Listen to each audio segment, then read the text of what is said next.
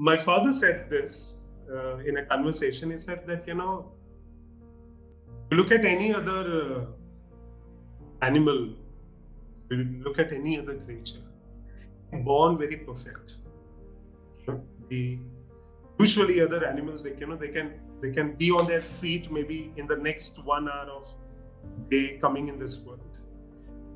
They usually, or they hatch and they can move a little, and dogs and cats, we are not that. Somebody has to just keep them that way. So we are born imperfect, and because we are born, and humans are the ones which are brought in this world and still take a lot of time to be there in that imperfect. And maybe the reason we are so imperfect that we have created this, that we move toward perfection, because we understand that.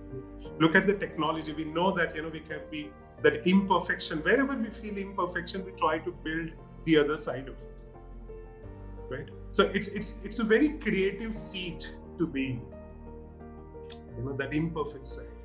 What I'm considering, those emotions which hurt me are also the most empowering when you share it with other people.